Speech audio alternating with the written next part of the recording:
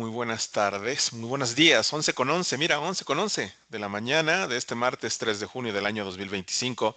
Soy el maestro Alfonso Hernández, jefe de alfabetización informacional de la Dirección General de Bibliotecas BUAP, y hoy tengo el gusto de estar en compañía de docentes del Complejo Universitario de la Salud en el área de Teciutlán. Me voy a enfocar obviamente en el área de la salud y agradezco mucho la invitación de la maestra Ariadna Matamoros, quien en cada ocasión que tenemos la oportunidad de coincidir, llevamos estas sesiones a docentes, a estudiantes, a la comunidad universitaria. Y aunque me gustaría estar allá en Teciutlán, la verdad es que adoro la ciudad, pues al menos y de momento, pues en lo virtual. Gracias por estar a esta sesión que le hemos llamado recomendaciones para escribir un artículo científico. Sí es muy importante en este sentido platicarles que son recomendaciones de un explicador. Yo no me considero en lo absoluto una eminencia en la escritura científica, pero considero que mi expertise en bibliotecas desde hace 23 años me permite a lo mejor contarles, platicarles, compartirles lo que nuestros amigos de las casas editoriales potencian, ven, requieren para escribir artículos académicos y sean publicados en las revistas científicas. Entonces, esta es una visión nada más. Sí es muy importante para mí, por eso antes establecer que tratemos, como siempre, y no dudo que ustedes más que muchos lo hacen, desarrollar el pensamiento crítico, que recordemos no es más que este proceso intelectualmente disciplinado de que analicemos, sinteticemos, conceptualicemos, evaluemos y tal vez apliquemos la información que recopilamos.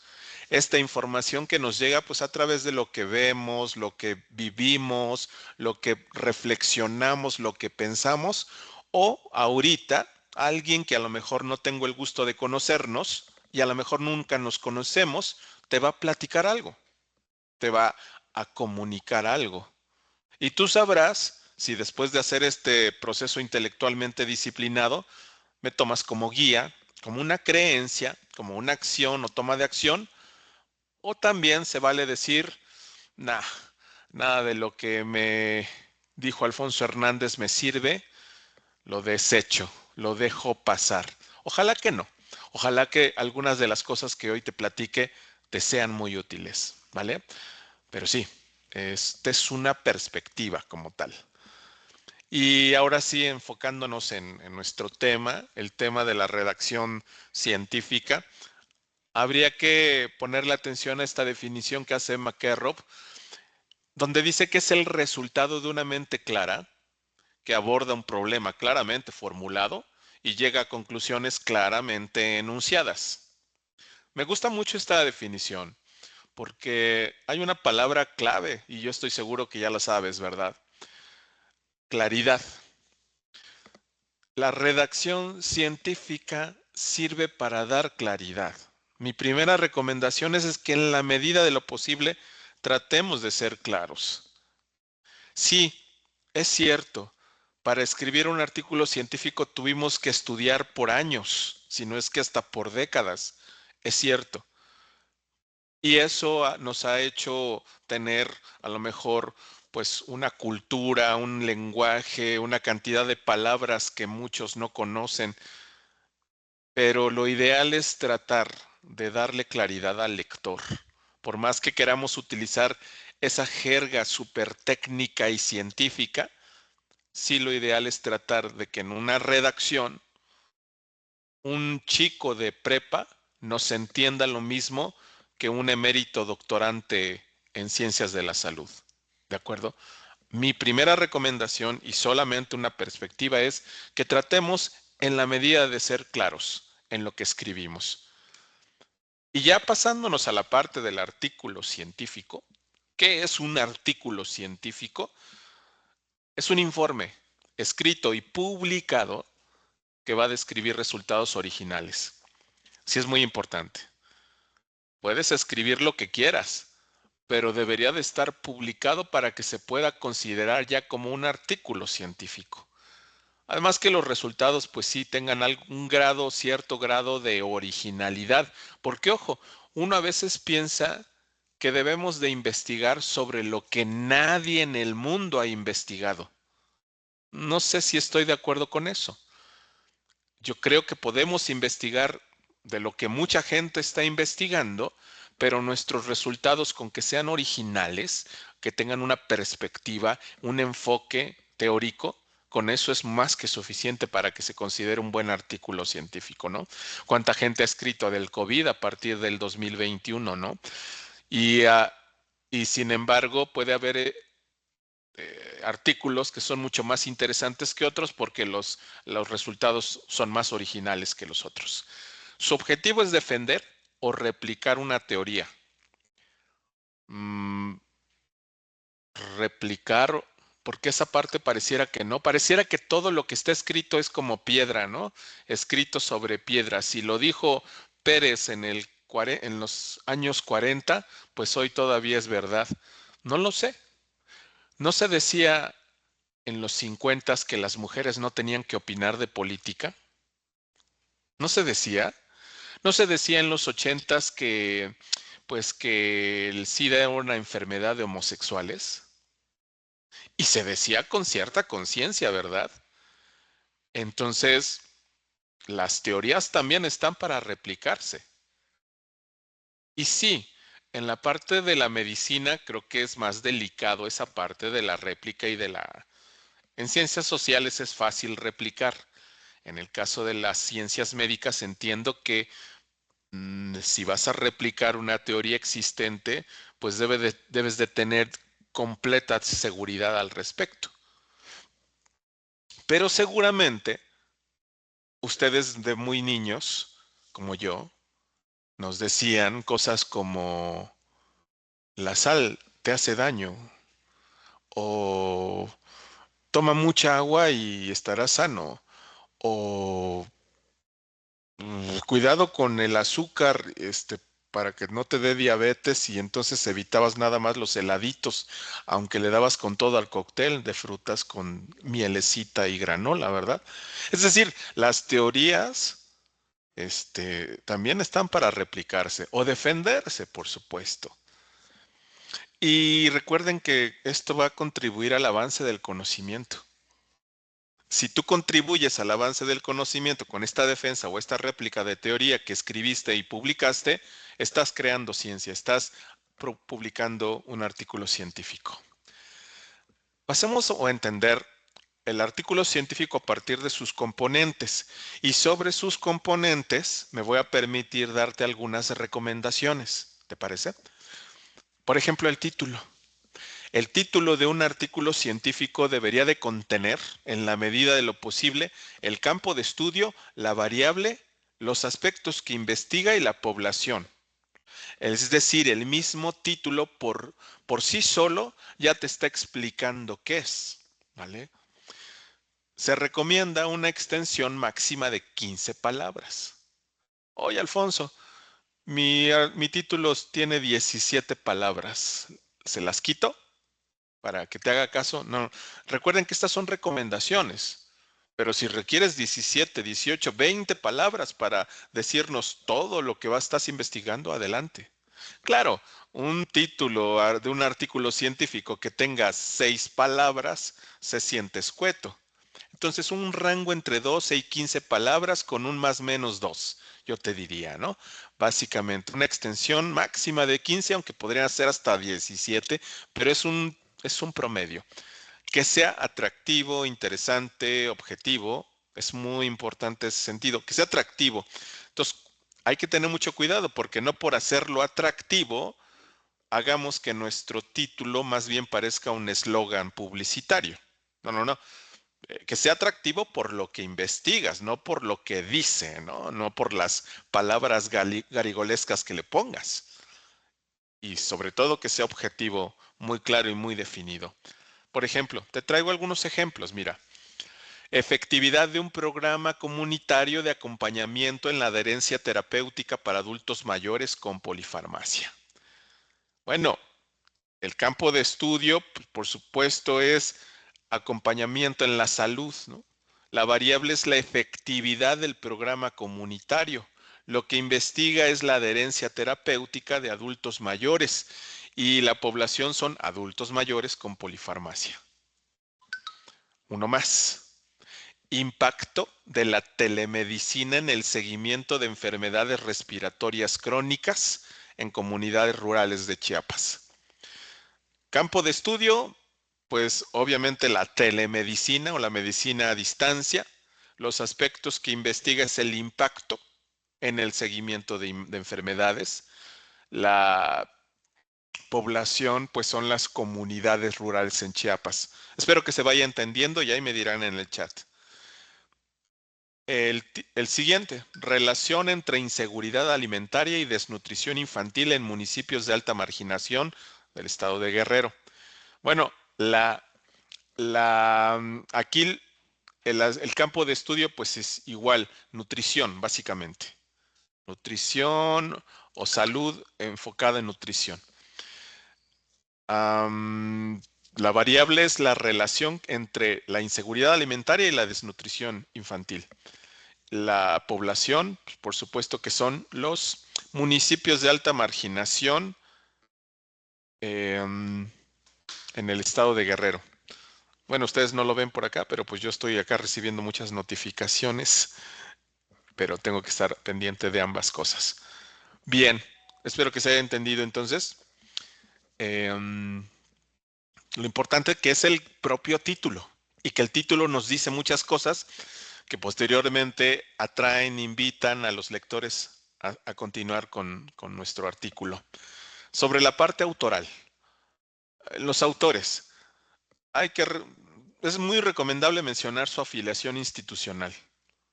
Pues es decir, si ustedes pertenecen al Complejo Universitario de la Salud de la Benemérita Universidad Autónoma de Puebla, hay que escribirlo. Si pertenecen al Colegiado de Investigación de la Sierra Norte, hay que decirlo. Si esa afiliación institucional es muy importante, le da cierto prestigio al propio artículo como tal.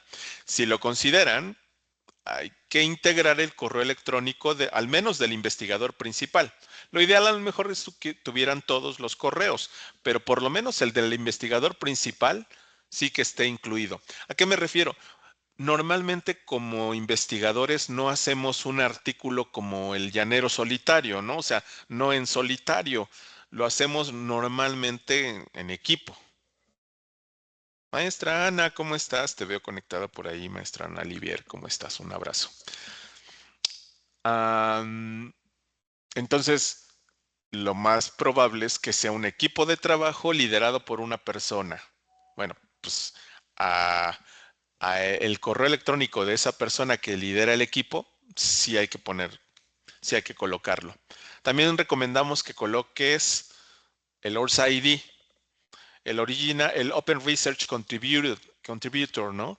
El identificador de contribuyente de investigación abierta, ORS ID. Que por cierto, mira, le voy a dar clic.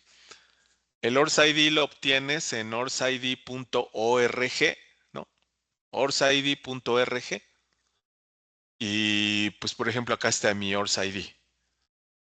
Mi nombre, apellido, mi identificador, mis redes sociales, mis puestos, mi puesto, lo que hago, las colaboraciones que he tenido, ¿no?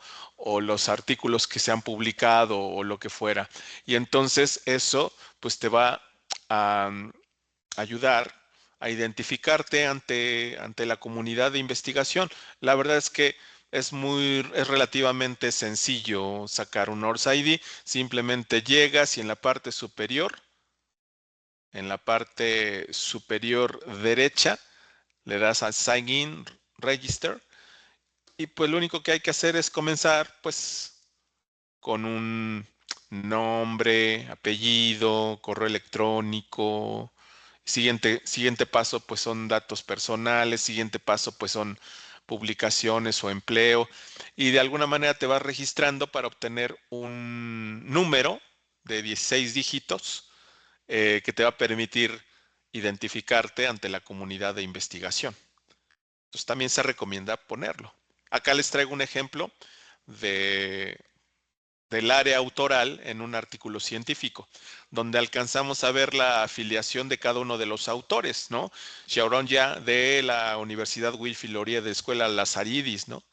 O Chiu John Lee de la Escuela de Contabilidad de la Universidad de Gestión de Singapur. Claramente aquí nos da cómo este autor aparentemente es el principal, que en este caso es Kiridaran Kanagaretam, ¿no? Él es el autor principal, el asterisco, y del cual se está compartiendo el correo electrónico. Incluso del mismo Kiridaran también se comparte su Source ID, que es un círculo verde, ese es el logo del Source ID, este círculo verde, en donde en teoría en el PDF puede ser que la persona haya pedido que alguien de computación le haya generado un hipervínculo, un enlace, para que la gente al ver el PDF le dé clic al circulito verde y lo lleve al Source ID.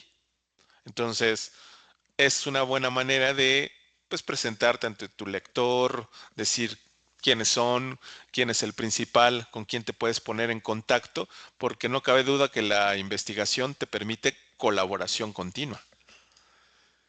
La parte del resumen es, es importante. El resumen es la síntesis del contenido. De alguna manera, buen resumen debería de tener más de 120 y menos de 250 palabras. Nuevamente, oye Alfonso, tengo 253. Pues está bien. Claro, si tienen un resumen de 800 palabras, creo que no están resumiendo tanto. Entre 120 y 250 palabras es un promedio adecuado. Debería de tener el objetivo que quieres alcanzar, la metodología de recolección de datos que utilizaste, los resultados que tuviste, las conclusiones a las que llegaste, y debería de estar escrito en pasado. Es decir, porque ya lo hiciste. El resumen pareciera obvio, amigas, amigos, pero el resumen es el resumen del artículo, no de lo que hiciste, del artículo. Por eso, mi recomendación es que lo redactes al final de la investigación, porque técnicamente es el resumen del propio artículo escrito.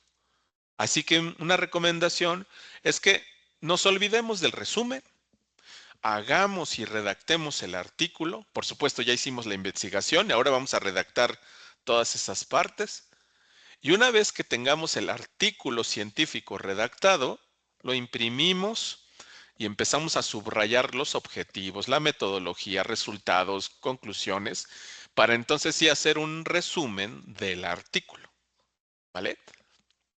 Entonces, hay también que entender que el resumen es como una especie de sinopsis de una película con todo y spoilers. Me explico. Vas a dar la introducción, el desarrollo y las conclusiones a las que llegó, ¿no? El final, pues. Y alguien me diría, oye, pero pues cuando me dan a mí el spoiler ya no se me antoja ver la película. No lo creo. Yo creo que si queremos ver una película, la vamos a ver con o sin spoilers. Y en el caso de un artículo científico, el que nosotros sepamos las conclusiones como lectores nos ayudan a ver si ese artículo nos sirve para nuestro trabajo, ¿no? Por eso sí, hay que meter ahí prácticamente el abstracto de todo. La introducción, la introducción pues debería de responder al cuestionamiento ¿por qué? ¿Cuál fue la razón por la que estoy leyendo esto? ¿Por qué investigaste esto? ¿Por qué te interesó? ¿Por qué es relevante? ¿Qué interés provoca en el contexto, no? En el contexto de la salud. Pues sí, el contexto de la salud es seguramente el principal para ustedes, pero díganme si no, ustedes además de ser médicos y enfocarse en el área de la salud, el trabajo que ustedes desarrollan, hacen, instruyen, investigan, va a ser útil para un psicólogo, para un docente, para obviamente para un médico, para un arquitecto. Probablemente lo que tú descubras, investigues, puede ser útil para un nutriólogo, ¿de acuerdo? Entonces, no solamente qué interés provoca en el área de la salud, sino también en el área de las sociales, en relaciones interpersonales, en psicología, ¿me explico? Muy importante, la parte de la introducción, breve, conciso, ideas cortas, pero fundamentadas, es aquí donde viene la gran parte de nuestro marco teórico, de por qué eso que estoy investigando ya lo investigaron otros autores y aquí te traigo sus ideas clave para que haga este marco de la teoría ya escrita. ¿Me explico? Eso es la introducción. ¿Qué está pasando en el mundo actualmente? ¿Qué es importante y por qué estoy investigando al respecto? Debería de estar, por tanto, entonces escrita en tiempo presente. A diferencia del abstract, que es el resumen escrito en pasado porque es algo que ya se hizo, la introducción debería de estar en presente para decirle al lector, oye, esto que estoy investigando, hoy en día todavía es un problema, ¿eh? Hoy en día todavía es relevante. Por eso recomendamos, escríbela en presente. ¿Cómo se relaciona con otros estudios? Lo que te decía, ¿no? Como médico, ustedes escriben algo y es relacionable fácilmente con nutrición, con telemedicina, con educación, pues con arquitectura, con diseño, hasta con contaduría o algo así. No se imaginan de todo lo que podemos llegar a encontrar. Siempre es bueno atraer a otras personas, porque si no, te conviertes en un investigador de nicho que solo escribe para médicos. Pero sería genial que un chico que estudia segundo semestre de psicología te lea y quede maravillado. Un chico que estudia tercer cuatrimestre de arquitectura también le sirva porque estás investigando la relación entre espacios, entre distancias, entre no sé qué. ¿Me explico? ¿Qué implicaciones teóricas va a tener? Esto que tú investigaste, ¿qué implicaciones va a tener a futuro? También ahí nos tienes que establecer los objetivos que quieres alcanzar, las hipótesis que quieres corroborar o refutar, ¿no? Que quieres que estableces desde el principio. Esa es la introducción, queridos colegas. Posteriormente, la metodología. Dentro del mismo artículo ya viene la parte más técnica. Te había dicho al principio, lo más adecuado es que seamos muy claros. Y seguramente en la parte de introducción, el mismo abstract, deberíamos de tratar de utilizar un lenguaje menos técnico, más amigable, que lo entienda este chico de prepa, que lo entienda este docente universitario. Pero ya en la metodología, me parece que ahí es cuando sí, pues ya tenemos que empezar a ser muy técnicos, ¿no? Identificar qué es un estudio cualitativo, un estudio cuantitativo, qué es pues una regla de Pareto, qué es eso, ¿no? Todo eso lo vas a establecer ahí. Nos tienes que contar cuáles son las variables de investigación que tienes. Yo te traigo algunos ejemplos. Mira, acceso a servicios de salud primaria en comunidades rurales. Es una variable de investigación. O el nivel educativo, ingreso familiar y seguridad. Esa es otra variable de una población. O la variable número de consultas mensuales, ¿no?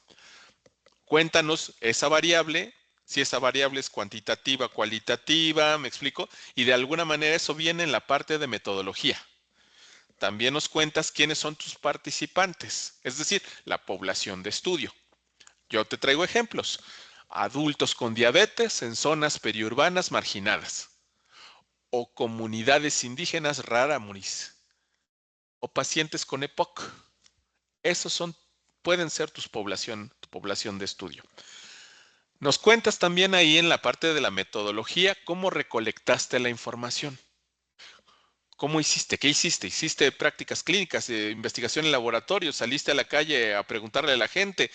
¿Fuiste a una biblioteca a recuperar información? ¿Cómo? ¿Cómo llegaste a la información como tal? ¿Cómo definiste la muestra? ¿Por qué utilizaste solo 5 comunidades indígenas? ¿Por qué no 10? ¿O por qué no solo 3? ¿Me explicó? Eh, ¿Cómo definiste la muestra de que investigaras a 80 estudiantes de nivel superior del área de la salud. ¿Por qué no 200? ¿Cómo definiste esa muestra? Acá sí hay que regresarnos a estas clases de metodología de la investigación que de pronto, y bueno, a lo mejor un mea culpa, ¿no? Tanto desdeñamos al principio de nuestras carreras porque no nos veíamos investigando, lo que queríamos era ya hacer cosas, ¿no? Pero pues sí, hay que regresarse a hojear algún libro de metodología y todo eso para poder identificar variables, población, cómo se recolectan las muestras, los métodos diferentes. ¿Cuáles son los elementos indispensables de la metodología? Pues el diseño de recuperación de datos, ¿no? Que puede ser aleatorio, porque a lo mejor en tus redes sociales subes una publicación para que cualquier persona te pueda responder a un formulario en línea que tienes. Es aleatorio, ¿no? No sabemos cuántos y cuándo. O es controlado, ¿no? Sacas 100 copias y pides a tus chicos de servicio, a tu asistente o tú solo, sales a la calle a recopilar datos. ¿Cuál es su nombre, señor? ¿Qué edad tiene, señor? ¿Qué opina sobre esto y el otro, ¿no? O es prospectivo. A lo mejor vas a una biblioteca y pides que te den los libros que hayan salido publicados sobre diabetes en los últimos 10 años. Y ahí tienes los 14 libros que tiene esa biblioteca y estás haciendo un análisis prospectivo de la bibliografía. ¿Me explico? O el ensayo clínico. Un ensayo clínico en un laboratorio controlado y todo ello. También nos puedes decir a lo mejor el entorno, tu entorno de recopilación de datos, o una biblioteca, salir a la calle, o un laboratorio, o un consultorio. Cuéntanos cómo es la temperatura y todo eso. Todo eso cuenta, todo eso ayuda a que la gente que te está leyendo más o menos identifique cómo es que recuperaste y estas variables pueden llegar a ser útiles. ¿Qué intervenciones tuviste? Técnicas, tratamientos de datos, mediciones, pruebas, dispositivos. El análisis que obtuviste, ¿no? El análisis estadístico de tus resultados, porque precisamente la siguiente parte, pues ya son los resultados. Ahí nos cuentas cómo te fue. Y es que los resultados van a ser relevantes para justificar tu artículo.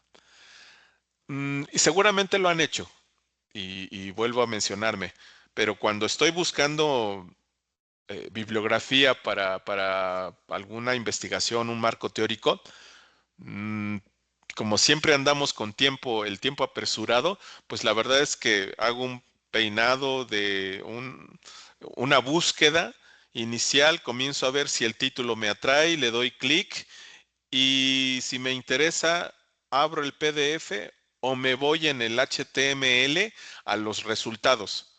Y si los resultados los entiendo, y me sirven, pues ya utilizo ese documento científico como parte de mi bibliografía.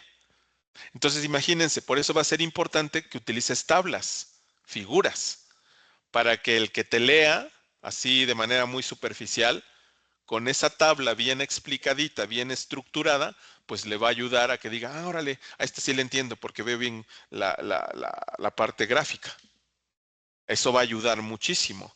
Decide eso sí que presentar, porque no se trata de poner 50 tablas ahí que vuelvan loco a los estudiantes, ¿no? Al lector.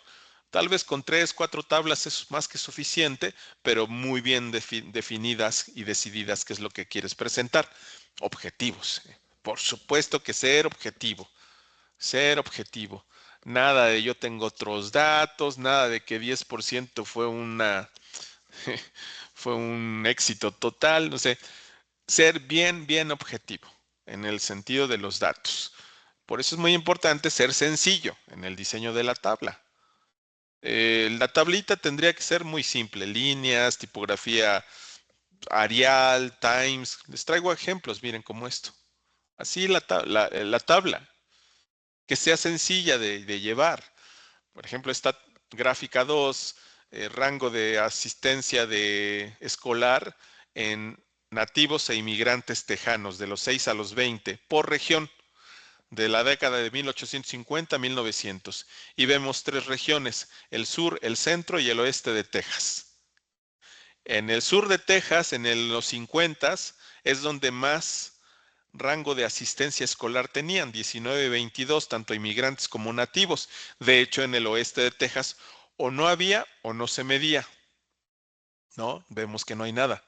Y luego, curiosamente, por cierto, mira, acá lo vemos, de los 50 a los 60, de manera abrupta, cae en el sur de Texas la asistencia escolar, de 19 a 6 y de 22 a 9.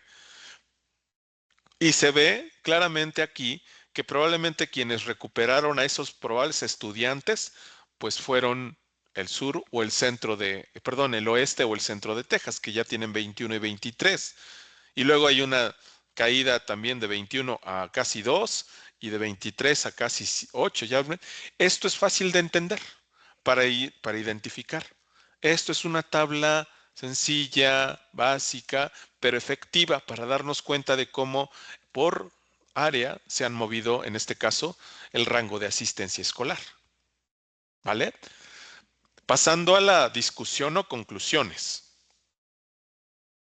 La discusión o conclusiones. Esto es cuando se resumen los datos, se analizan los datos y se van a redactar las conclusiones. Porque una cosa es ya, el estudio me arrojó estos datos. Bueno, ahora estoy haciendo el análisis de esos datos. ¿Yo qué opino? Ojo, ¿yo qué opino? ¿Yo qué creo? Yo como investigador y con mi prestigio, ¿qué considero? Entonces, es cuando tal vez las conclusiones puedan llegar a tener pues, una ligera carga subjetiva, porque es el yo, ¿no? Yo considero que estos resultados que obtuvimos me permiten identificar estas variables y estas cosas. Es decir, ya cuando hablamos del yo o del nosotros, hay una carga subjetiva, ¿no? Hay una carga personal o grupal de este sector, ¿vale? Solamente ahí es cuando puedes dejar de ser tan cuadrado para entonces sí ponerle un poco de tu toque, tu prestigio, tu percepción de las cosas, tu visión. Y hay gente que incluso disfruta los estudios de ciertos autores porque les encanta cómo concluye normalmente, ¿no? El tipo de retórica que utiliza y todo eso. Siempre es importante considerar las implicaciones a futuro. Ok, con esto que investigué y esto que encontré y esto de lo que concluyo, considero que en un futuro podría suceder, pasar, hacer esto, ¿vale? Ahora bien, vamos a pasar a lo que se conoce como, en esta sesión, como una video recomendación. Una recomendación en video, una infografía en video para recomendarte ciertos aspectos. Esta recomendación, entender el ciclo de la información. Bueno, es fundamental. ¿Qué es el ciclo de la información? Ahorita un video te lo dirá, pero voy a utilizar el ejemplo de cómo el ciclo de la información es fundamental para entender en qué momento de él estamos, con el ejemplo de el movimiento Me Too que sucedió en el año 2017 cuando Alyssa Milano, una actriz, denuncia en Twitter que ella había sido acosada por mucho tiempo por el productor Harvey Weinstein y que si alguien en Twitter estaba de acuerdo con ella e incluso había sido víctima del productor, que escribiera el hashtag MeToo. ¿Se acuerdan de ese movimiento? Hace casi 8 años. Bueno, usando eso como ejemplo, les traigo lo que es el ciclo de la información. Se debería de escuchar un video y ahorita ajusto todo.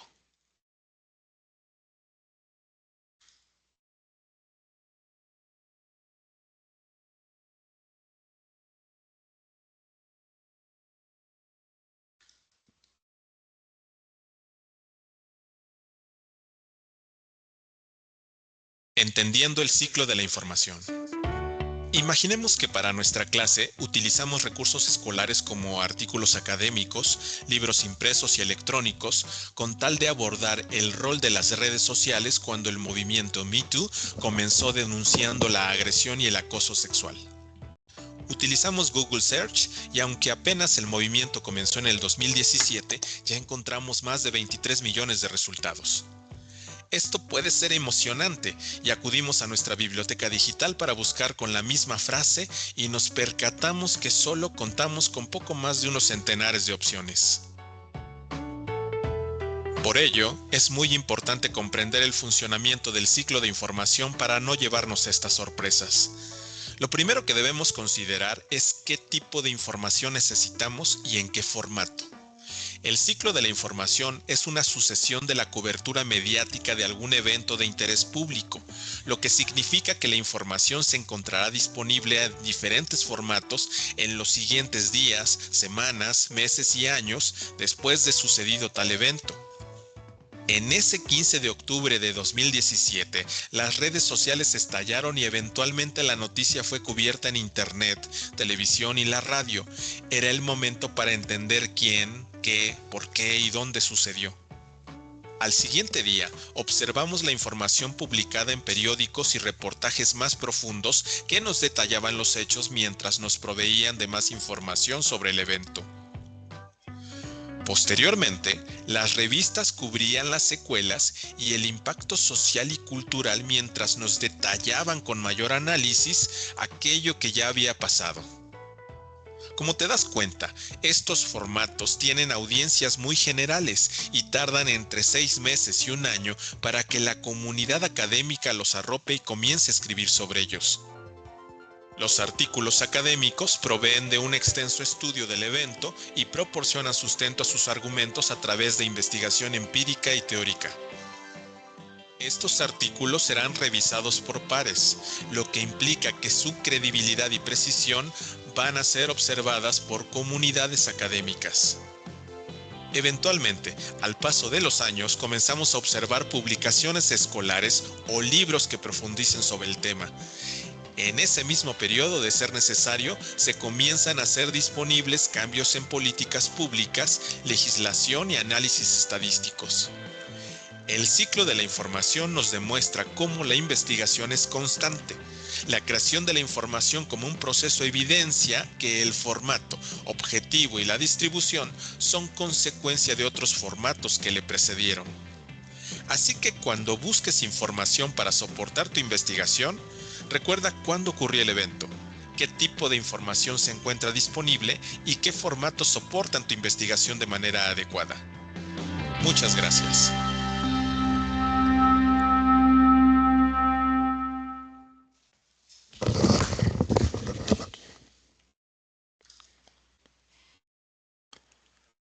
Ok, espero que sí se haya escuchado, ¿verdad? Bueno, aprovechando que estoy por acá en la página web, les quiero pues presumir, la verdad es que estamos trabajando mucho en este sentido. Y en la página de Bibliotecas BOAP ya tenemos en servicios y herramientas, pues ya tenemos 3 botoncitos más para alfabetización informacional. Pero particularmente este me gustaría que lo conocieran, Agenda de Alfabetización Informacional. En esta vamos a encontrar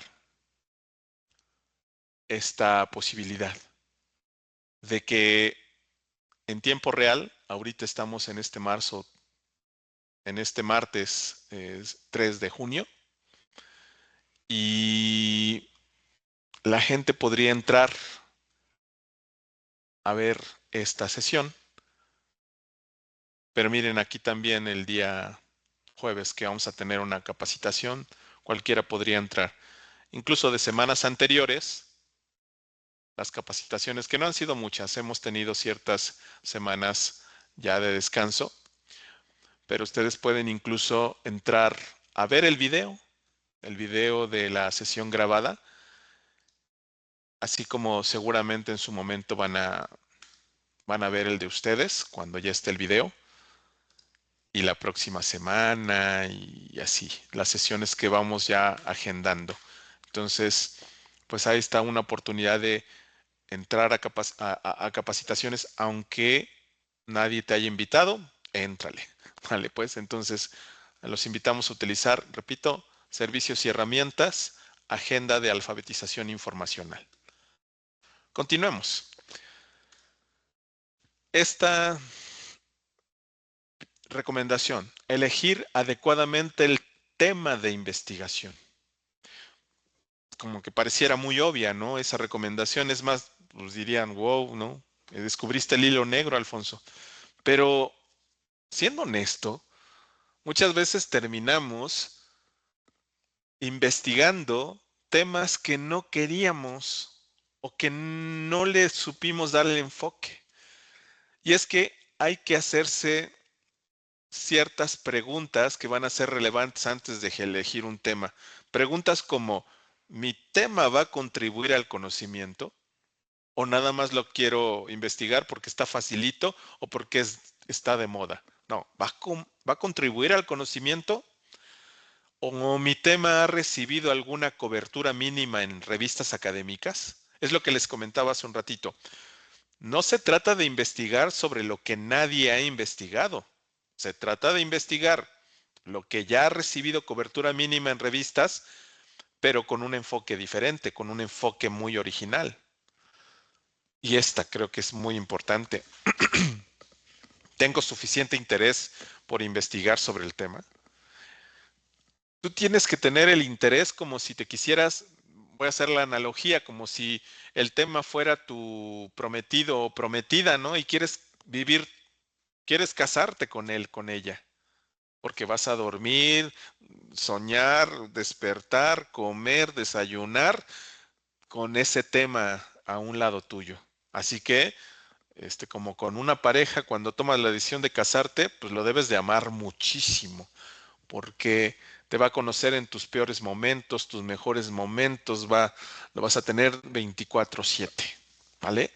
Entonces, el tema debería de ser lo que te apasione. Y además, puedo recopilar datos suficientes para llevar a cabo mi investigación. También es muy importante. ¿Podría recuperar datos? Mi investigación habla sobre pacientes de obesidad mórbida del área de la Sierra Madre, la Sierra Norte de Puebla. Ok, ¿vives allá, cerca? No, sí, sí, vivo acá en el norte.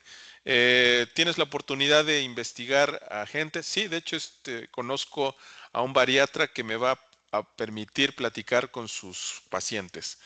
Ah, muy bien.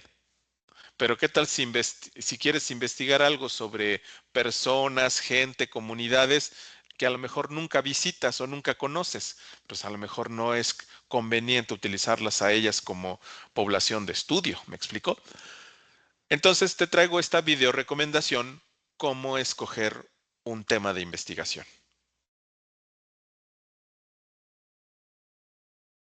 Bienvenidos a nuestra presentación, cómo seleccionar un tema de investigación.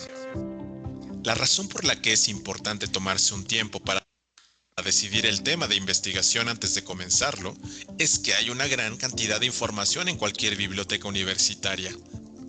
Si no tienes ideas sobre lo que necesitas saber antes de comenzar a buscar, realmente vas a consumir mucho tiempo en vano. Para seleccionar un buen tema de investigación, se puede utilizar el Goldilocks Approach, un enfoque de selección que analoga el cuento de Ricitos de Oro, donde no se busquen temas muy extensos, tampoco muy limitados, sino lo acertado. Temas muy extensos equivalen a vaciar una cubeta de agua en una bañera. El agua se dispersa completamente y solo obtienes un par de centímetros de profundidad. Por ejemplo, energías alternas, outsourcing, son temas interesantes pero con demasiadas especialidades y disciplinas. No hay forma para que cubras ese tema con tanta información en un trabajo de investigación. Si lo intentaras, no podrías desarrollar significativamente cada aspecto particular de ese tema porque hay muchísimo que cubrir. Tu investigación sería muy extensa y superficial. Por otra parte, temas que son muy concretos son como una gota de agua. Por ejemplo, cómo los tipos de energías alternativas que se emplean en Oregón afectan a los productores de maíz genéticamente modificado en el territorio de Dubuque, Iowa. Los temas muy concretos conllevan mucha frustración al investigar, porque casi nadie ha escrito al respecto. es muy complicado escribir porque no hay mucho que decir. Tú necesitas un tema que sea el acertado. A eso nos referimos. Este es un claro ejemplo de un tema que es muy extenso. Bastantes cosas han pasado en Irak el año pasado.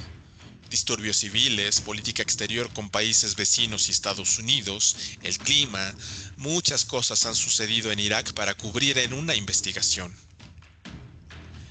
Este es un ejemplo de un tema muy limitado.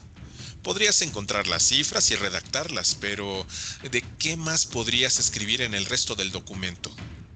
Esta pregunta requiere investigación para responderla, pero no es buena opción para investigar más allá. Prácticamente es resolver un problema matemático. Este es un ejemplo de un tema en el que estamos todos de acuerdo.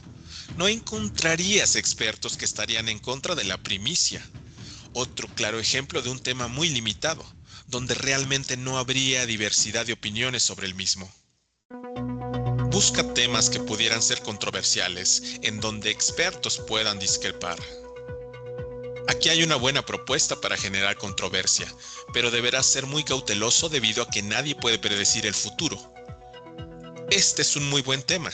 Podrías investigar sobre los efectos en los trabajadores sindicalizados y llegar a una conclusión sobre si es bueno o malo tener este tipo de representaciones. Incluso podrías enfocarte en una clase de trabajador público o en un sindicato. Realizar comparaciones con aquellos que no están representados o comparar también entre sindicatos. Pero más allá de preguntarte si tu tema de investigación es muy extenso, limitado o adecuado, deberás responder esto. ¿Y qué más? No se trata simplemente de desarrollar el tema o considerar algunos datos sobre una persona o grupo de personas, pues usualmente la gran mayoría queda conforme con ello.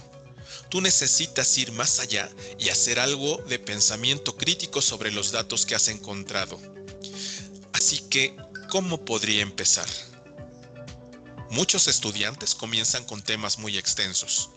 Usemos el sentido común y pensemos en un área de interés y a partir de ello realicemos un cuestionamiento. La técnica de las 5 W podría generarte una tormenta de ideas para limitar las respuestas y ser más específico en la definición del tema. Por ejemplo, estableciendo el de consumo de energía en Google, algunos quienes pueden ser los empleados, subsidiarias que gestionan los servidores, legisladores de políticas públicas, ambientalistas, empleados de servicios públicos. Aquí te muestro los dóndes. Una instalación de energía solar que Google ayudó a construir en el desierto, un cuarto de servidores de la empresa. Cuando comienzas con esta técnica, notarás las debilidades que puedas tener en algunas de las W. Por ejemplo, si te sientes inseguro en los cuándos, te darás cuenta lo ambiguo que puede ser establecer tiempos como el pasado, presente y futuro. Si no puedes ser específico con la técnica, te recomendamos realizar más investigación. ¿Cómo lo harías? Bueno, te recomendamos buscar mayor información y cuáles son los resultados que se encuentran al inicio de una búsqueda de Internet. ¿Podría usar la Wikipedia para mi investigación? La respuesta es generalmente no, debido a que cualquiera podría editar o cambiar la información en cualquier momento. Pero ahora mismo, cuando estás tratando de definir un tema de investigación, en realidad es un buen momento para usarla. Puedes emplear la tabla de contenido para identificar algunas W y seguir los enlaces externos y referencias de otras fuentes. Por último, si puedes hablar sobre tu tema de investigación por al menos un minuto sin parar, entonces estás listo para formular tu cuestionamiento, porque significa que sabrás encontrar el marco teórico para una buena pregunta de investigación. ¿Y de dónde vendrá ese marco teórico? Googlealo, utiliza fuentes académicas, bibliotecas digitales, habla con expertos, sigue las noticias. Realiza una buena búsqueda documental para facilitar la redacción de tu pregunta de investigación, con lo que será más fácil y eficiente tu proceso, ahorrando además tiempo a tu exploración documental y de campo. Muchas gracias y mucho éxito.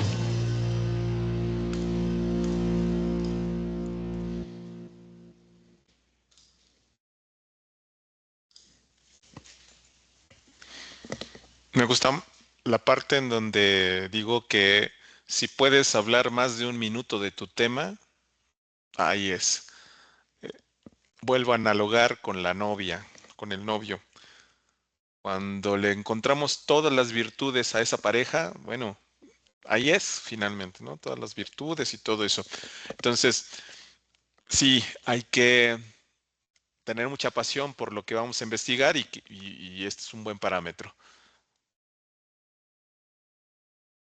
Ponga mucha atención al abstract, esta recomendación. El abstract, el resumen, debería de considerarse todavía un poco más. Hay gente que lo hace, pues así como para ya no dejar. El resumen, lo hago rápido. Pero es que el resumen como tal jala al usuario, al lector, al que te puede citar, al que te puede generar compartir tu investigación con otros, ¿no? ¿Cuáles son las partes de un buen resumen? Motivación. De alguna manera motiva al lector hablando sobre este impacto que puede tener tu investigación en caso de tener éxito. Describe el problema que quieres investigar o que estás intentando resolver, la forma o cómo lo has intentado resolver, es decir, el método, lo que has obtenido, la respuesta y las conclusiones a las que has llegado, ¿no? Es decir, si dentro de un resumen están estos elementos, se puede considerar como un buen resumen. Es decir, en el resumen no incluir información que no está en el estudio. Lo que les platicaba, lo ideal es hacer el resumen del artículo ya escrito. Por eso se recomienda hacerlo al final.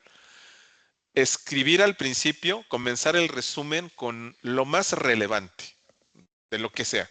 No de lo que hiciste, sino de lo que es lo más relevante del problema que estás intentando solucionar. Redacten en tercera persona, infinitivo y en tiempo pasado. Se realizó, realizamos, se encontramos, se encontró, ¿no? Pero en tiempo pasado importantísimo. No excedan el uso del lenguaje técnico. Insisto, buen resumen es el que no necesita explicar tanto, aunque obviamente la parte de la de los resultados tal vez sí tengas que poner algo muy técnico, pero de todo lo demás que te pueda entender hasta una chica de secundaria, ¿vale? Eviten siglas o acrónimos. A lo mejor todos sabemos qué es el instituto, qué es el IMSS, ¿no? Pero a lo mejor alguien que te está leyendo en Perú no sabe qué es el IMSS y entonces sería bueno decirle que el Instituto Mexicano del Seguro Social, paréntesis IMSS, realizó bla, bla, bla, ¿no? Entonces, utilizar en todo caso la palabra completa y evitar siglas o acrónimos. Tampoco hay que evitar también expresiones subjetivas, ¿no? En este espectacular investigación hicimos un estudio trascendental en no sé qué. Expresiones subjetivas no es necesario. Además, tienes palabras contadas, por tal habría que gastarlas poco en ornamentos. Usen frases cortas, pero completas. Y es que, acuérdate, en un resumen tienes que meter el abstracto de todo tu texto. De 20, 25 hojas, lo tienes que meter en un texto de menos de 250 palabras. Por eso, frases cortas. Aquí les traigo un ejemplo de un buen resumen del área de la salud. Determinantes sociales asociados al control glucémico en adultos con diabetes tipo 2 en zonas periurbanas de alta marginación. Ese es el título. Comenzar con lo más relevante. El control glucémico inadecuado en diabetes tipo 2 es un problema crítico de salud pública en México, particularmente en zonas marginadas donde los determinantes sociales amplifican las barreras clínicas. Luego, háblanos de los objetivos, ¿no? El objetivo, lo que quieres alcanzar. Analizó cómo factores socioeconómicos y ambientales afectan los niveles de HbA1c en 450 adultos. Ahí está la población de estudio, de 40 a 65 años con diabetes en 15 colonias periurbanas de Oaxaca, en el rango de 2022 a 23. La metodología. Se aplicaron encuestas validadas en Salud Modificada para medir inseguridad alimentaria, ingreso familiar y acceso a servicios. correlacionándolos con mediciones clínicas. O sea, encuestas validadas y mencionas el tipo de validación y estableces y nos dices cuáles son tus variables. Ya luego cuéntanos los resultados.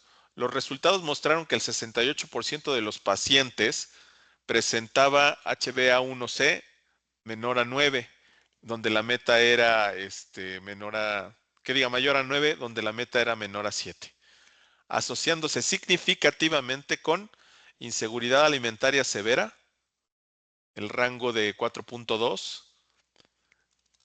y los ingresos de menos de un salario mínimo también se mantienen ahí, y la distancia de kilómetros de más de 5 kilómetros al centro de la salud. Además, solo el 12% recibía educación diabética culturalmente adaptada. La regresión múltiple indicó que estos factores explicaban el 73% de la variabilidad. Luego, cuéntanos las conclusiones. Estos hallazgos evidencian que las intervenciones clínicas deben integrar estrategias intersectoriales para abordar determinantes sociales y probablemente las implicaciones a futuro. Se recomienda implementar programas de subsidios alimentarios y telemedicina comunitaria en estas poblaciones. 198 palabras, ¿vale? Ahí está un resumen completo, técnico, pero a la vez explicativo y que tiene todos los elementos que de alguna manera te dicen qué es lo que encontramos en todo el artículo. Ahora hay muchas cosas que no sabemos, bueno, como la OR o yo no lo sé, ¿no? ¿Qué es el ICE 95? ¿Qué es el HbA1c? No lo sé, pero me interesa, entonces entraré al artículo a leerlo, ¿vale? Y si no voy a escribir un artículo, porque a lo mejor muchos me dirán, oye, está padre tu sesión, pero la verdad es que no tenemos tiempo para andar ahí escribiendo ciencia o publicando. Yo soy un médico que voy a estar haciendo trabajo de investigación o algo así. La verdad es que ahí hay que comprender que un artículo científico se parece mucho a otros documentos de investigación. Un artículo de investigación o científico es un informe que comunica resultados originales a una comunidad. Sirve para difundir el conocimiento científico, o sea, lo que tú has investigado lo difundes a través de un artículo de investigación, compartes los hallazgos, sus componentes ya los vimos, es el título, autores, abstract, introducción, metodología, resultados, discusión, conclusiones y referencias, ¿vale?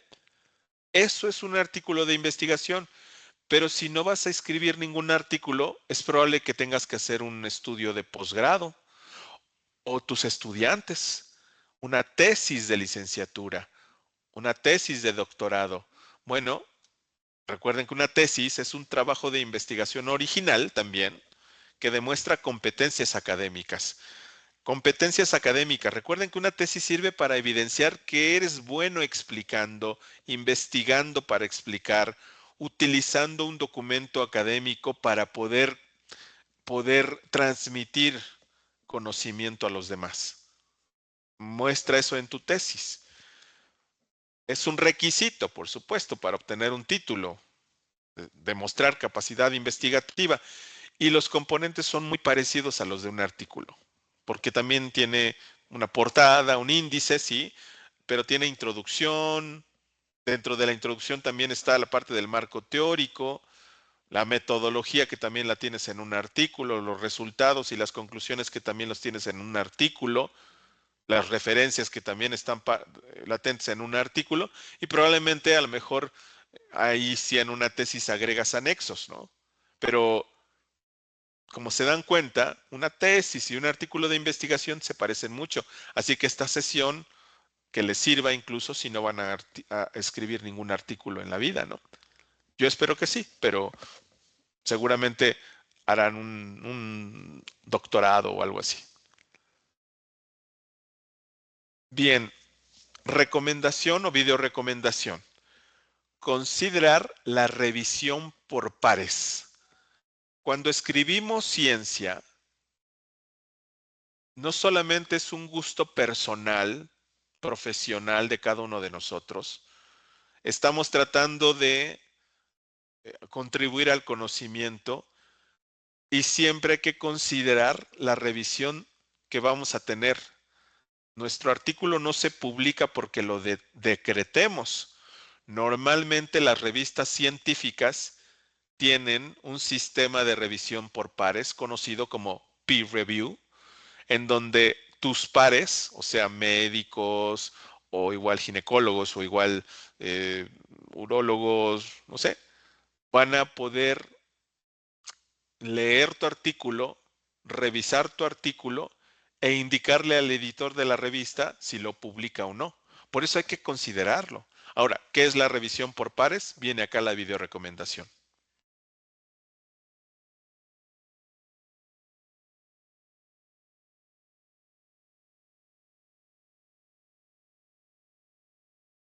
¿Qué es la revisión por pares?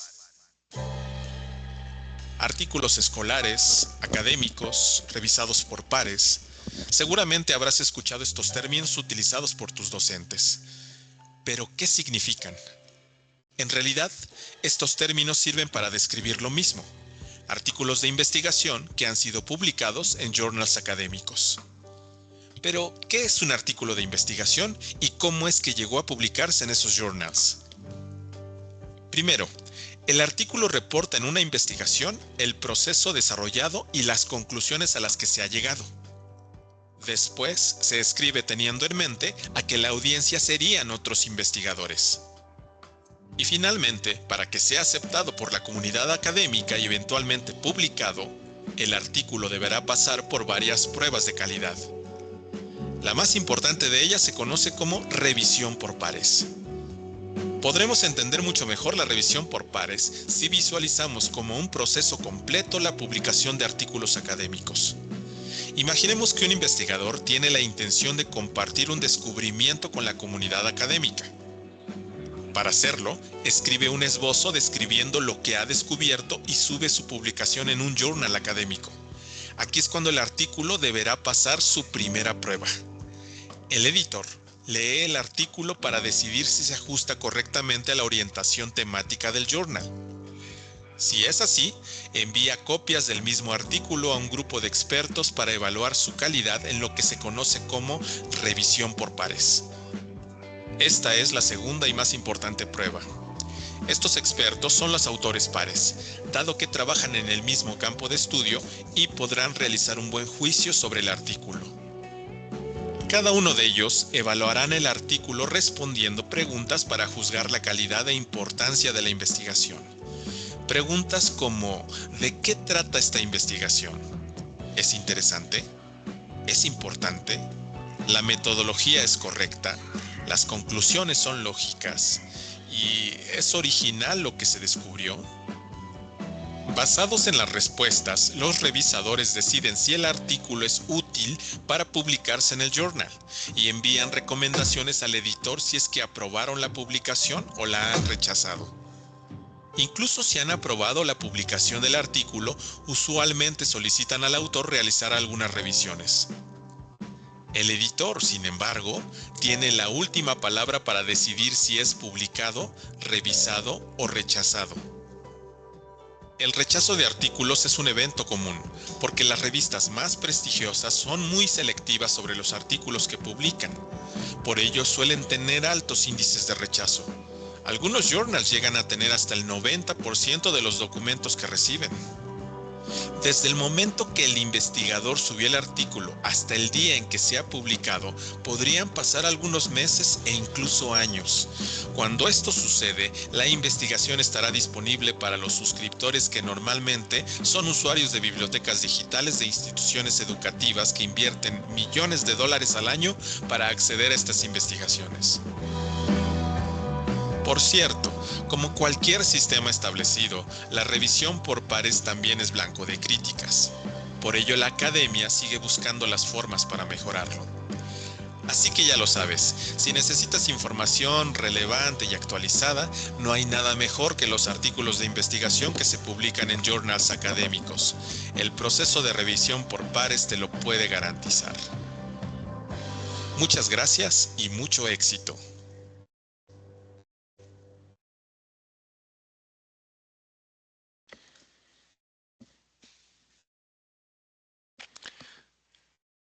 Esta recomendación va a tener, de hecho, mucha práctica en este sentido, práctica en lo general.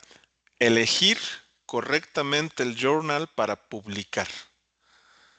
Continúo mi analogía de que el tema de investigación es esa pareja con la que vamos a vivir, cenar, comer, dormir, soñar. Pero el journal es la casa donde vamos a vivir. Y hay gente haciendo esta analogía que saliendo de la boda se pregunta, ¿y ahora dónde voy a vivir? Es decir, terminando el artículo científico, ya que lo terminaron, se preguntan o nos preguntan, ¿y dónde podría publicarlo? Híjole, acá sí es muy importante que mientras estás investigando o antes, ya tengas bien decidido el journal al que le vas a mandar tu artículo. Es decir, como en la vida, antes de que ya le propongas matrimonio a tu novia, pues ya tienes que saber dónde vas a vivir. Si vas a rentar, si vas a construir, si vas a irte a vivir a otra parte, si vas a comprar. Eso es muy importante. Ahora, ¿cómo hacerlo? Que nadie nos enseña, ¿no? ¿Cómo podemos hacer para ubicar al journal? ¿Qué debemos de considerar? Mis recomendaciones son que consideremos que el tema de investigación que estamos haciendo nosotros tenga mucho que ver con la relevancia del journal. El enfoque del journal se debe de alinear perfectamente con tu tema de investigación. También considerar el factor de impacto. El factor de impacto es un cociente que utilizan muchas revistas científicas para determinar, digamos, su calidad.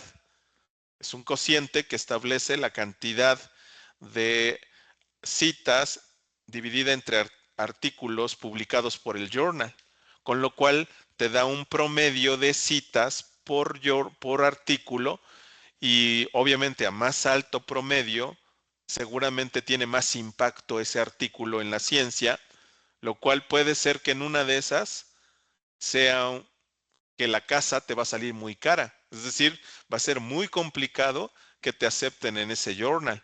Y a veces nosotros tenemos que decir, bueno, yo quiero este journal de altísimo factor de impacto o poco a poco en lo que voy adquiriendo experiencia y prestigio, comienzo con los de menor factor de impacto. ¿Me explico? Como que poco a poco.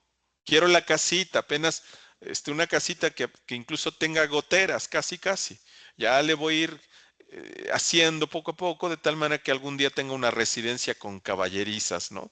Entonces, esa es la idea, que el factor de impacto de alguna manera también es un termómetro que te permite a ti más o menos orientarte. Las políticas editoriales.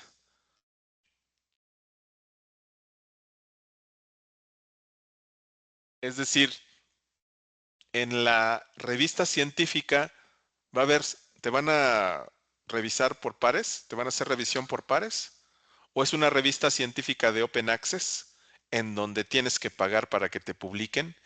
Es híbrida porque a lo mejor tienes que pagar para que te publiquen, pero además hay revisión de pares. O es una revista con bajo factor de impacto donde con que esté tu documento y nos des permiso de publicarte, pues te publicamos, ¿no? Que eso también se da, y tengo que decirles, se da mucho en Latinoamérica. El tiempo de publicación.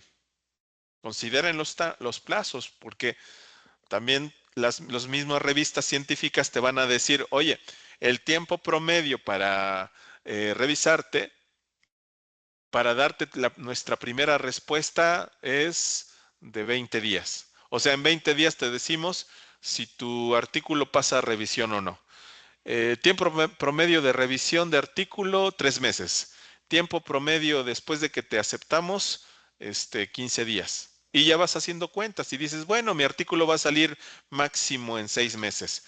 Pero también se puede dar el caso en que cuando haces cuentas, sucede que a lo mejor te publican hasta un año después.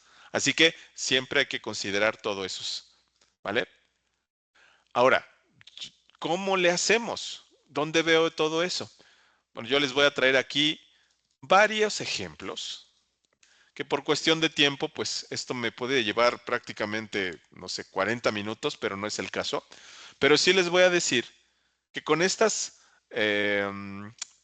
herramientas que te traigo, hay manera relativamente fácil de detectar el tiempo de publicación, factor de impacto y todo ello. Empecemos con la que me incluye, ¿no? La biblioteca digital es una buena herramienta para saber qué con los journals. Vamos a entrar.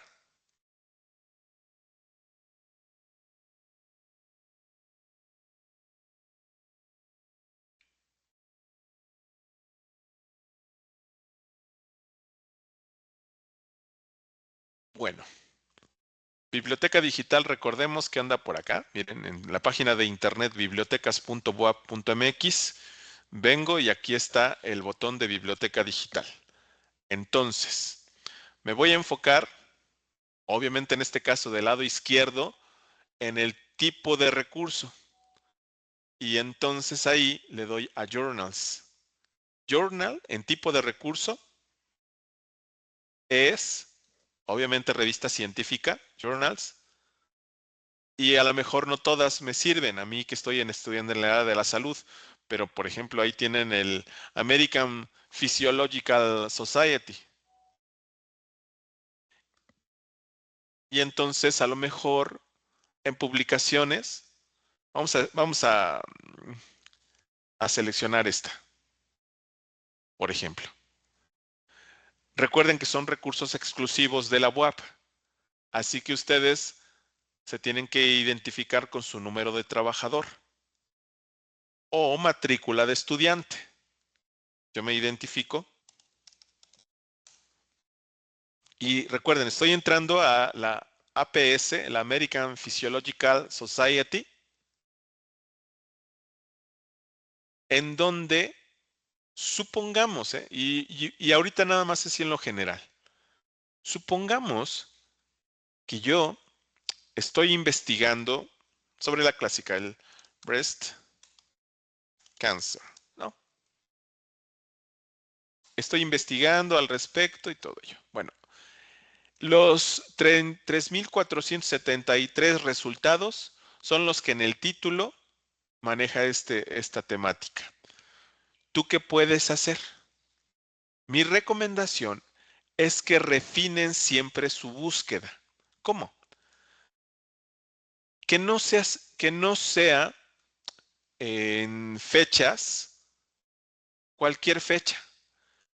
La recomendación es que elijan siempre un rango de publicación o los últimos, no, yo creo que un rango de publicación. Los últimos 2 años me parece que es adecuado, es decir, de enero 2023 a mayo 2025. Bueno, los últimos 2 años, ¿no? En este caso. De 2023 a 2025. ¿Ok? Entonces ya quedaron menos, ¿ya vieron? De 5,000 y tantos.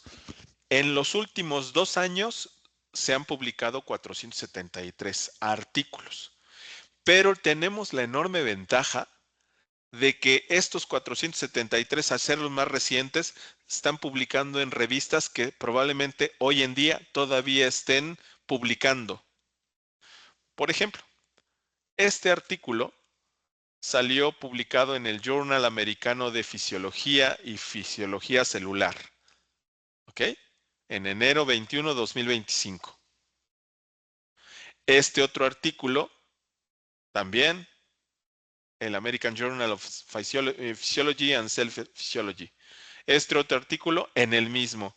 Este otro artículo en el mismo. Eso quiere decir que miren, en este caso, este otro artículo salió publicado en Fisiología.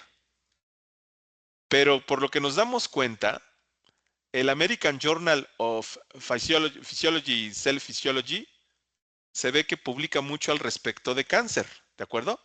Entonces, ¿qué haría? Le daría clic. Eso me va a llevar al journal del American Journal of Physiology. Ahí tengo que ver lo que teníamos por acá. Acuérdense, que era relevancia del tema, factor de impacto, políticas editoriales, tiempo de publicación, como recomendación. Esto, como se imaginarán, pues requiere de mucho tiempo. No nada más 3 minutos, 2 minutos que ahorita le podría dedicar.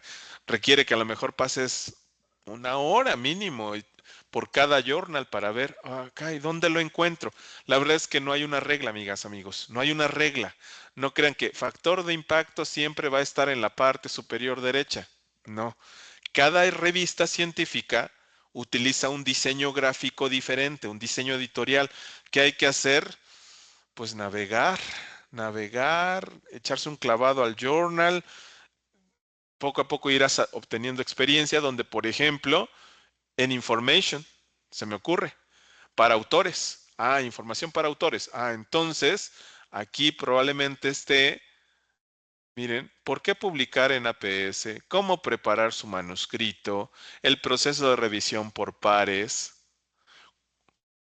lo que se publica, el costo de publicación, el proceso de publicación. ¿Ya vieron? Y seguramente entonces de cada una de ellas, pues, a ver, ¿cómo preparar el manuscrito? Clic. Y dice aquí, bienvenido a a nuestra guía de preparación de manuscrito. Aquí encontrarás todo lo que necesitas para saber cómo preparar tu manuscrito en Journals de APC. Tipos de artículos. La descripción de los artículos. ¿Se dan cuenta? Entonces, todo esto hay que leerlo para saber por dónde estaría. Oye, Alfonso, pero yo medio sé hablar inglés. Bueno, no se preocupen, esto está en HTML, que es digamos que el lenguaje de programación que utilizan las páginas web comúnmente. Pues lo que hay que hacer es que con botón derecho se traduce al español. ¿Ok? Botón derecho se traduce al español y ya más fácil voy a ver de qué trata, qué es una mini reseña, qué es una reseña, cuáles son las pautas, los tipos de artículos sobre avances en educación en fisiología. ¿Ya lo ven? Todo esto hay que estarlo leyendo. Esto nada más en American Physiological Society, pero a lo mejor también me gustaría entrar a ver los Biomed Journals, ¿no? Los BMG, en donde igual entro a los BMG, los Biomed Journals, y nuevamente busco breast cancer, por ejemplo, y de los journals más recientes busco el acceso a esa revista. Está tardando un poquito más, pero a ver, vamos rápido a ver otra que se me ocurre también que pues una gran alternativa siempre va a ser a Springer o Science Direct de Scopus, ¿no? Science Direct del Elsevier. Pues aquí yo igual le digo al buscador, oye, estoy investigando sobre breast cancer, ¿no? Enter. Y de los resultados, de esos 695,000 resultados, necesito refinar a los que están publicándose al menos en los últimos 2 años. O sea, miren, ya está ahí 66 artículos que van a salir en el 26, 24 y 23. Ok, con esos hago mi acotación. Y entonces, eso me va a permitir ya no tener 600,000, sino 60,000. Y de cada uno de ellos, pues obviamente tengo que ver de qué trata y digo, este se ve bueno, ok, se parece mucho a lo que estoy investigando. Salió publicado en el Journal The Breast. Ok, a ver, le voy a dar clic y nuevamente entras digamos, al micrositio del journal, que es un journal en Open Access. Y miren, acá incluso sí dice, miren, 8.7 en SciScore y con un factor de impacto de 5.7. Recuerden que es como un promedio de citas en los últimos 2 años. Más bien, promedio de citas en este caso para los próximos 2 años. Tu artículo, si lo publican acá, podrías obtener en promedio 5.7 citas. Como siempre, promedios, acuérdense. ¿Vale? Incluso acá en el journal que teníamos, no estaba factor de impacto. Pues a lo mejor a dónde podríamos verlo, por cierto, acerca de, no tiene información. Probablemente ande por acá, o a lo mejor no maneja factor de impacto, ¿eh? Recuerden que eso no es obligatorio. El factor de impacto, digamos que es como que algo que presumen, pero no es obligatorio que la tengan las revistas. Pero debe de andar por acá. Lo que pasa es que, insisto, el tiempo, pues imagínense, si nos ponemos acá a buscar una a una, acá fue fácil. A ver este otro. Vamos a buscar. Uy, algo trae, algo tiene la página. Algo tiene la página de los BMG.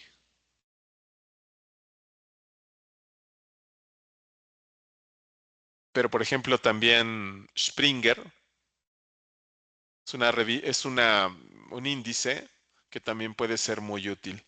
Wiley.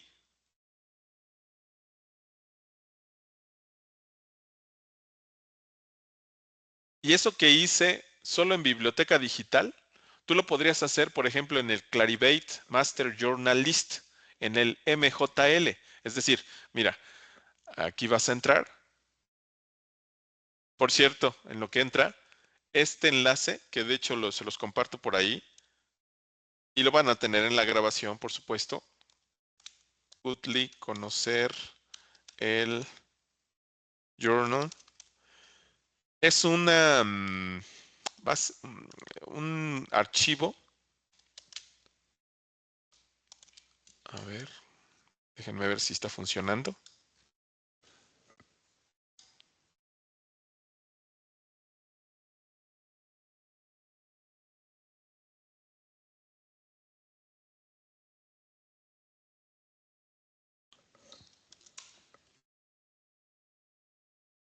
Sí, miren, van a entrar a esta, que les va a dar los enlaces.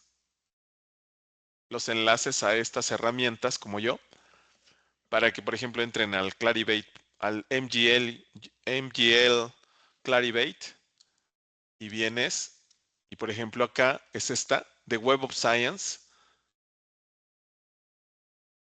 el Master Journal List, en donde pues sí es importante identificarte con una cuenta gratuita, por cierto, es una cuenta gratis que yo ya tengo. Entonces hay que crear una cuenta gratuita en Clarivate. Yo ya la tengo. Y entonces nuevamente puedo venir aquí a buscar journals o tópicos o campos de estudio. Y encontró, mira, según indexados, 275 resultados, en donde nuevamente hay que entrar a ver cada uno de ellos. Por ejemplo, salió el journal de Springer, Japón, Breast Cancer, y aquí puedo ver el perfil de la página. Y entonces, no,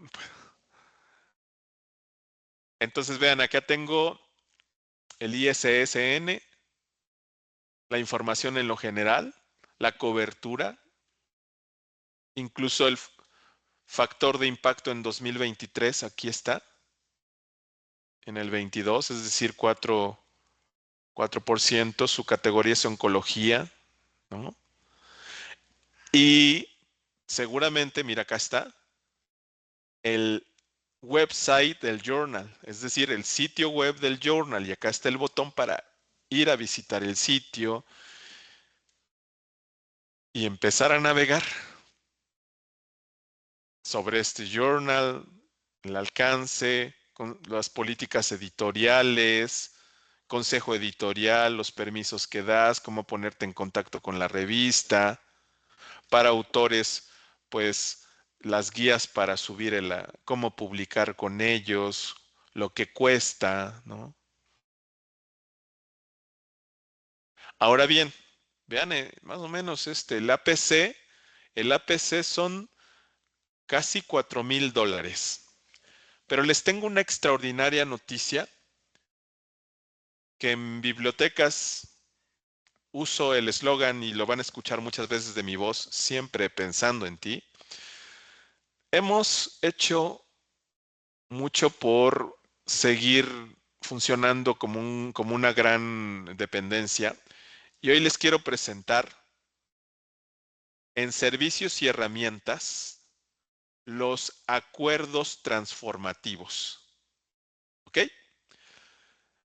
En bibliotecas, servicios y herramientas, acuerdos transformativos los va a llevar a esta ventana.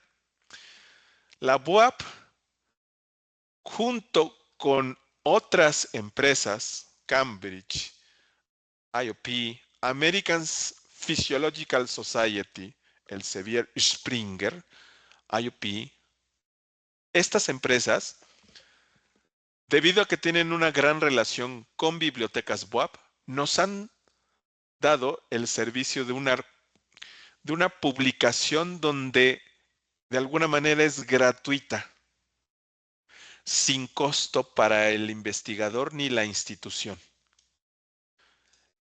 Aquí vamos a encontrar estos menús, ATGs, ATB, acuerdo transformativo vigente. Miren, por ejemplo, de Springer. Aquí está, de cada una de ellas van a encontrar lo que se conoce como el listado completo. Ahí vienen, clic, se descarga un Excel. Básicamente descargas un Excel. Yo espero que se descargue. Ahí está. Vamos a abrirlo. Este Excel que descargué del listado completo de Springer me va a indicar cuáles son las revistas donde si te aceptan tu documento ya no te van a cobrar nada. Es este listado, vean, por ejemplo, Nexus Network Journal, avances en álgebra, ecuaciones integrales, o el Journal de Análisis y Aplicaciones, o Diabetología, vean, Diabetología, o el Journal de Economía Popular, o el Psicofarmacología. Son revistas en donde si te aceptan el documento, ya no tendrías que pagar. Entonces, sería buena idea ir viendo, por ejemplo, del American Physiological Society, el listado completo, vamos a abrirlo. Nos dan, vean, no son muchos, en este caso, son solo 10 journals. A ver, ¿cuáles son los journals de? Pues miren, vean qué genial. ¿Se acuerdan que estaba buscando de cáncer de mama y que nos salía el American Journal of Physiology, Cell Physiology? Bueno, es uno de los journals en donde si escribes un artículo y te aceptan, ya no tendrás que pagar. Lo que se conoce como los APCs, el Article Processing Charge. ¿Cuáles son los requisitos? Acá los van a encontrar. Por tiempo a lo mejor no lo voy a leer todo, pero los requisitos, pues es importante que sean parte de la comunidad, que sean autores, que si son autores compartidos, pues que ustedes sean el autor principal. O sea, la idea no es que si eres parte de un colegiado de la UNAM, pues te vamos a publicar. Lo importante es que seas de la UAP y que la investigación sea para la UAP. Digamos que esos son. Así que, pues, denle. Miren, aquí nos va diciendo, por ejemplo, de Springer, publicaciones aprobadas. De momento se han publicado 6. ¿Cuántos quedan? 26. Porque nos habían dado 32 artículos. Y así cada uno de ellos, vean. En el Sevier tenemos 48, se han usado 8. En la American Chemical Society se han usado 5 de las 20. Si te publican en Royal Society, IOP o la Sociedad de Microbiología, es con que te acepten. ¿Vale? Entonces, denle una oportunidad. Servicios y herramientas, acuerdos transformativos. ¿Ok? Así que todos estos enlaces iguales, mira, por ejemplo, acá tengo el listado de revistas mexicanas. Es un Excel online que les hicimos para que, por ejemplo, aquí vean, estas son todas las revistas de México, que son 300, más de 300. Entonces lo que hay que hacer es que aquí donde está el área tienes un filtro, mira acá en esta zona, aquí tengo un filtro y voy a seleccionar el filtro de medicina y ciencias de la salud. Medicina y ciencias de la salud, aplico.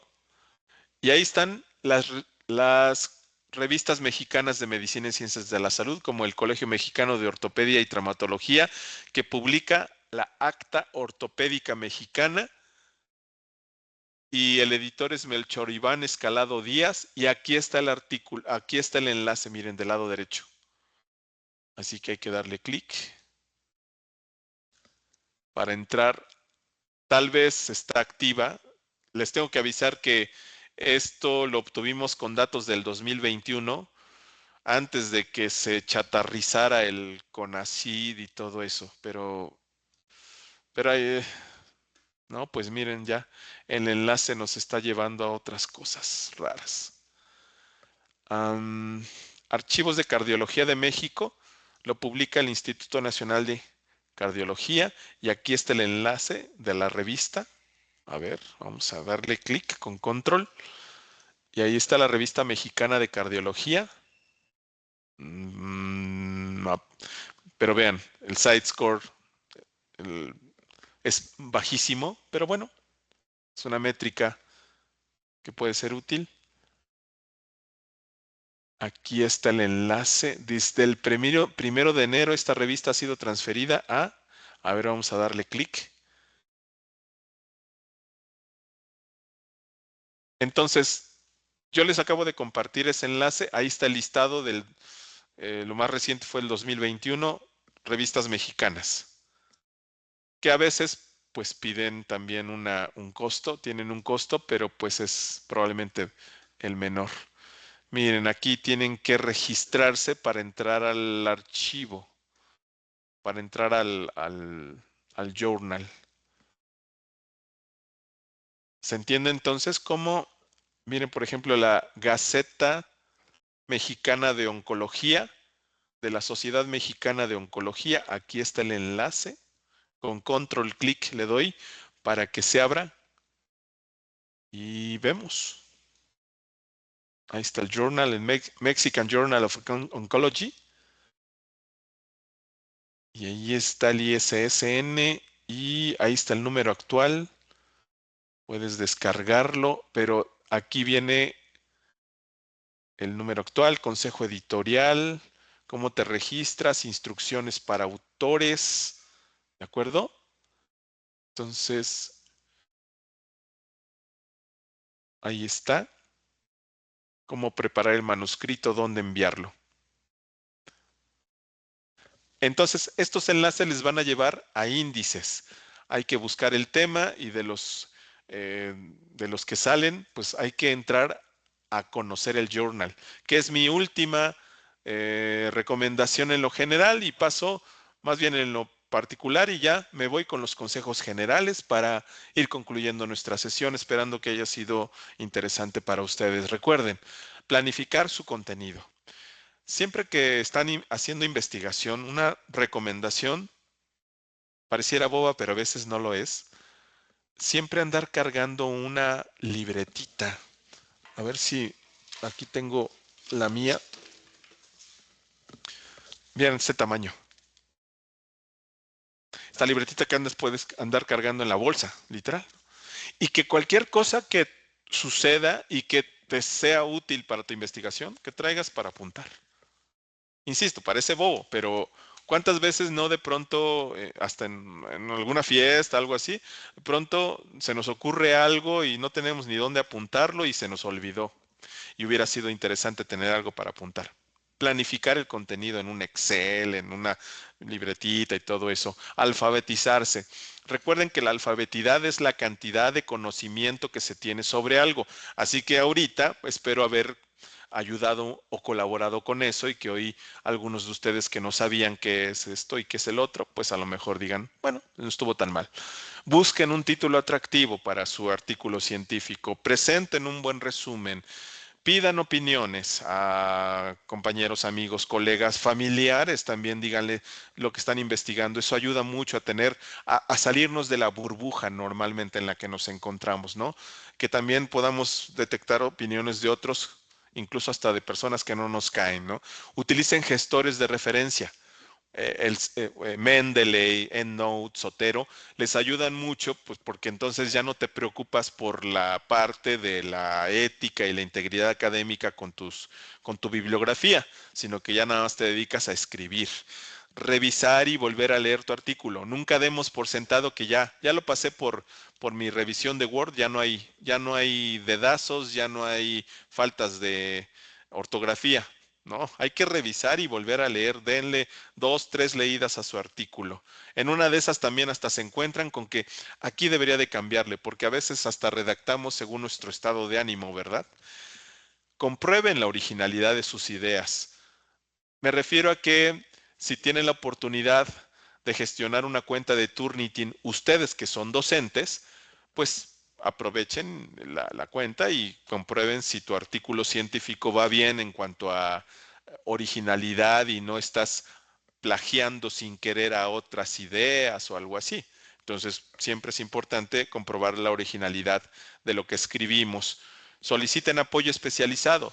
Pues yo espero haber sido un apoyo especializado. Ojalá que no les haya hecho perder su tiempo, sino que esto les haya servido. Y exploren la revista que selecciones.